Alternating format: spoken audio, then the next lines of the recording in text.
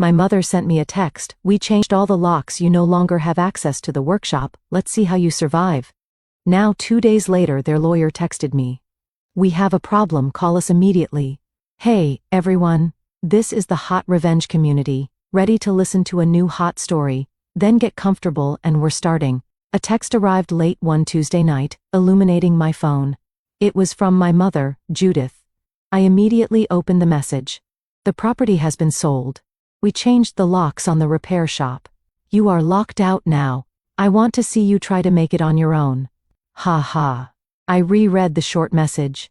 The actual words felt like a punch, but the ha ha line was what really hurt. This was not just a betrayal. This was their celebration. They were running a victory lap. I didn't panic or start crying. The fury that began to build inside me was completely cold. It was calm and provided instant clarity. They believed they had won and finally managed to exclude me. I only smiled. They had no understanding of what they had just started. I put my phone down gently. I didn't call my mother and scream at her.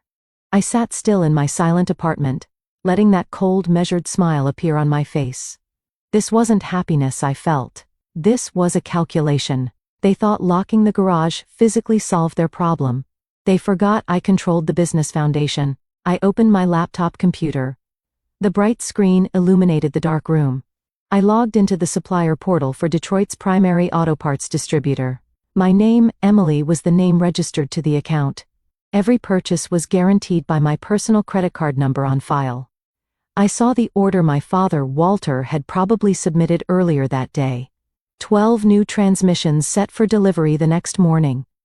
I hit the cancel button. Next, I went to the website for equipment leasing. That high-tech diagnostic machine they were so proud of. My name, credit, and guarantee secured the lease. I canceled that too. The regular order for 24 tires from the Goodyear supplier was next, canceled.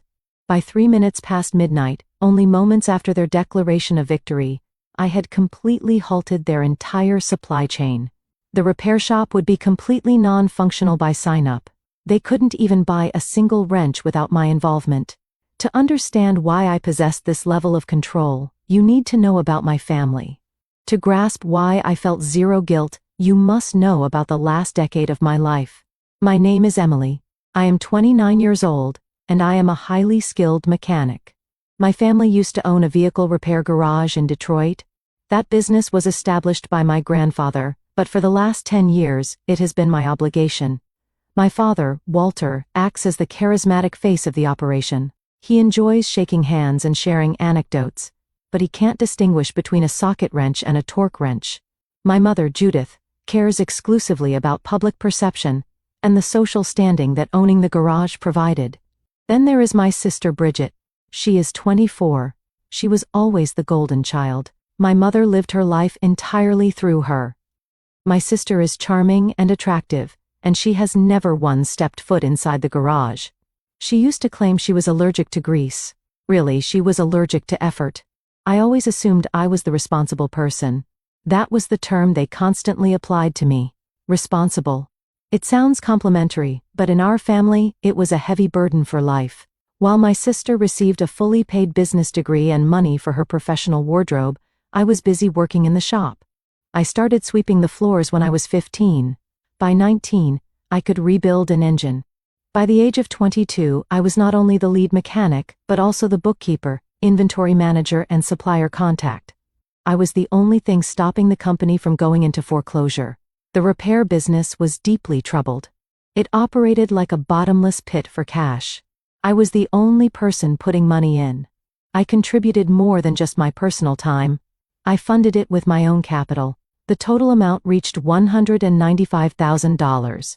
I recorded the figure exactly because I am meticulous with the financial records. This obligation began 5 years ago. My father's business credit line was about to be canceled by the bank.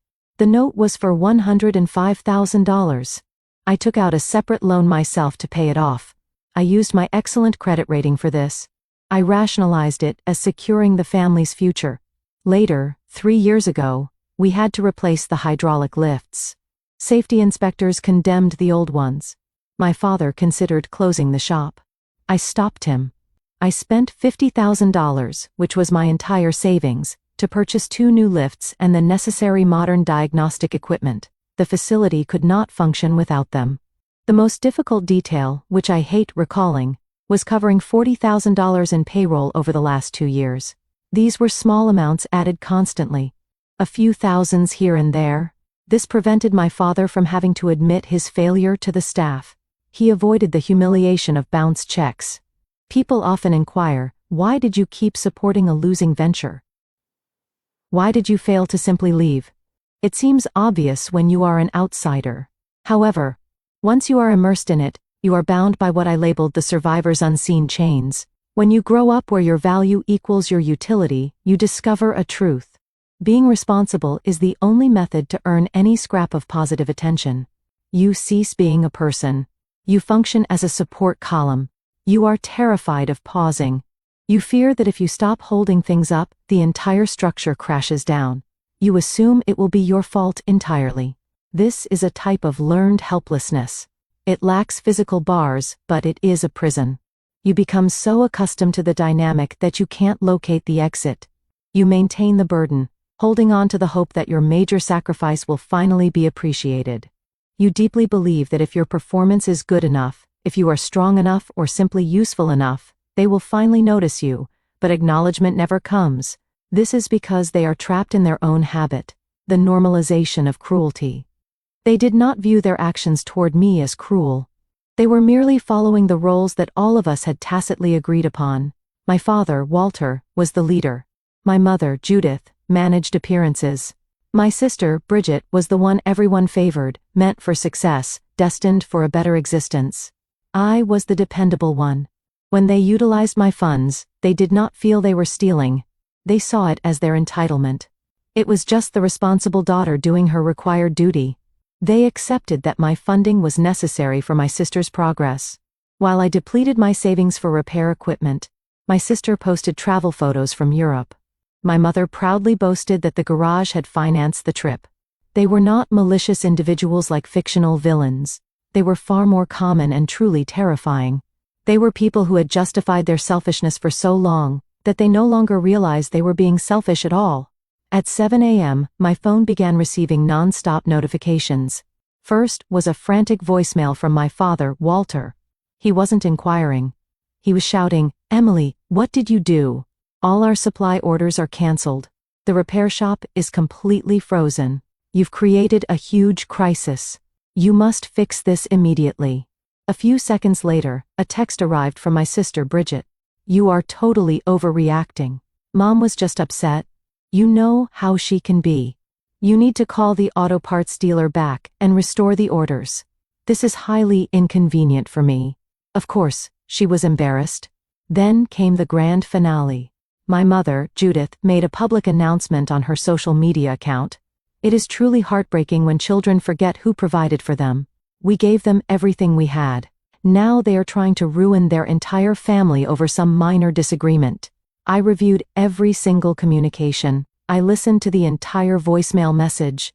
Yet in that torrent of fear and accusations, nobody bothered to ask why. Not one person checked to see if I was okay, or admitted they had gone too far. They were not sorry about what they did to me.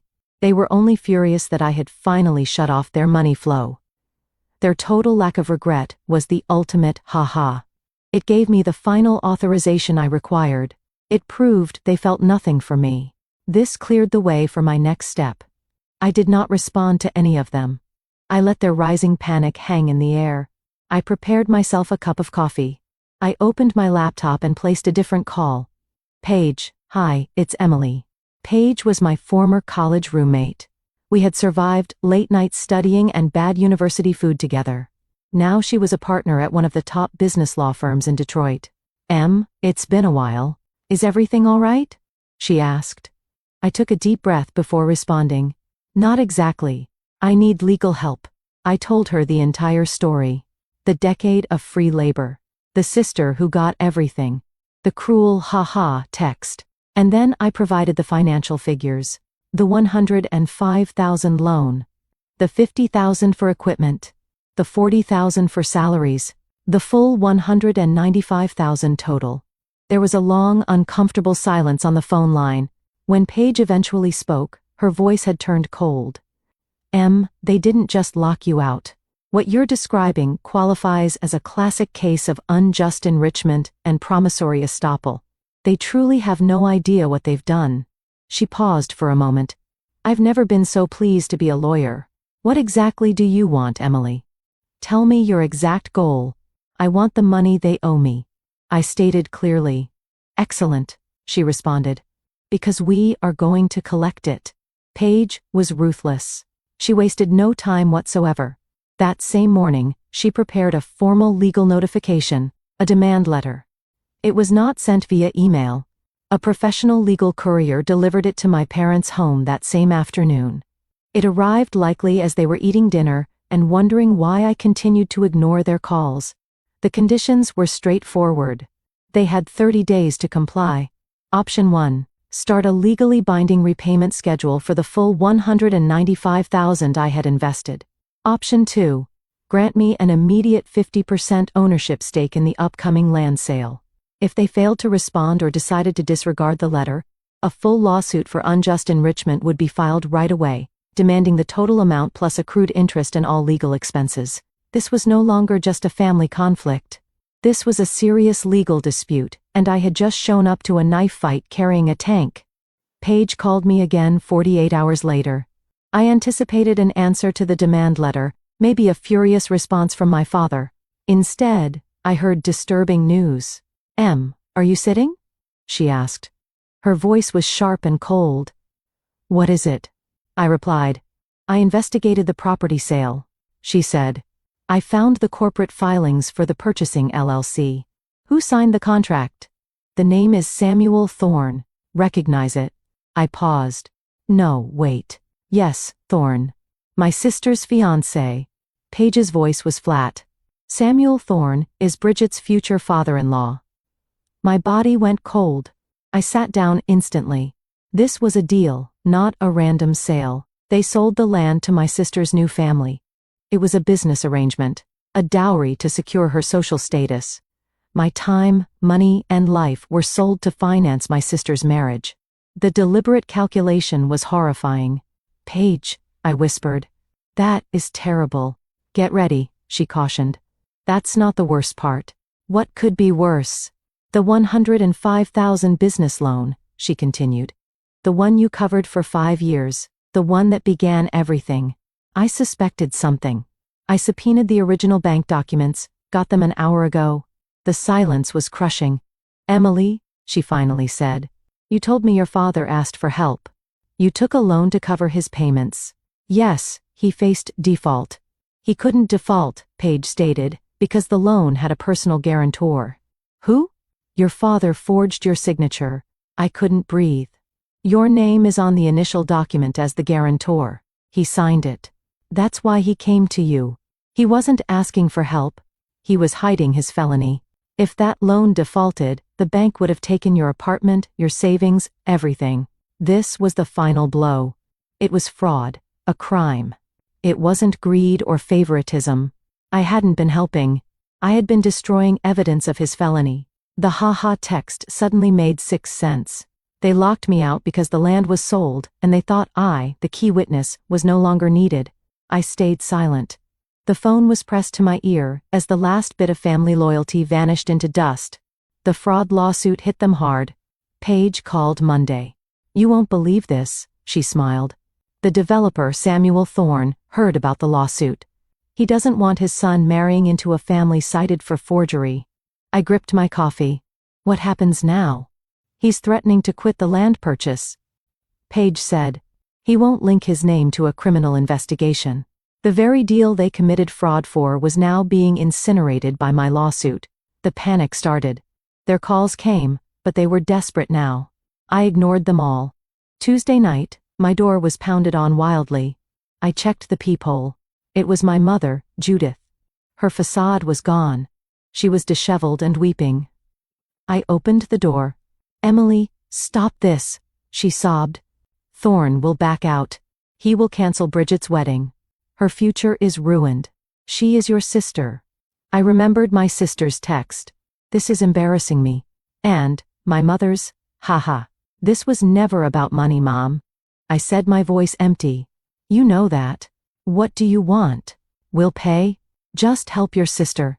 That old line. Do something for the family that bled me dry and laughed. Okay, I said quietly. Hope flashed in her eyes. Oh, Emily, thank you. I already did, I told her. I stepped inside, retrieved a folded paper and gave it to her. She looked at it. What is this, the settlement? That, I informed her, is a copy of the criminal complaint for forgery I filed against Dad today. I sent it to the district attorney and to Mr. Thorne. Her face went white. The hope died, replaced by horror. Goodbye, Mom, I said, shutting the door. The criminal complaint was the end. Faced with irrefutable felony proof, my father's resistance collapsed. Samuel Thorne backed out instantly. Bridget's engagement was called off fast. Marrying a family facing fraud charges was unacceptable. The lawsuit was a slaughter. We never went to trial. Their lawyers saw the forgery evidence and immediately pushed for settlement. The terms were simple. They had zero power. They had to sell the garage land at a public auction immediately to cover their debts. After creditors were paid, the remaining money was split. My father, Walter, received 3 years of probation for fraud. I watched the wire transfer clear on my laptop. 400,000. I opened my old spreadsheet.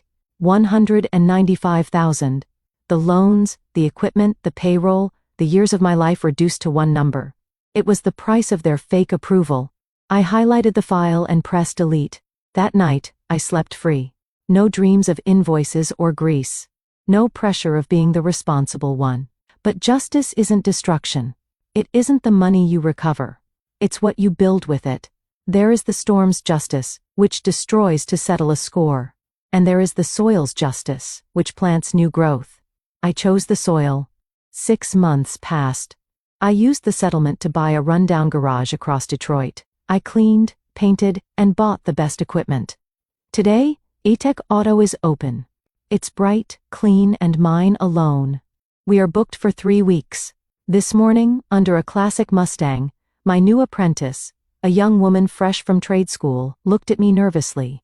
Emily, she asked, am I ready? I saw myself in her. I wiped my hands, picked up a clean torque wrench, and placed it in her palm. You're ready, I said. Let me show you. I am free. I am not a daughter or just a mechanic.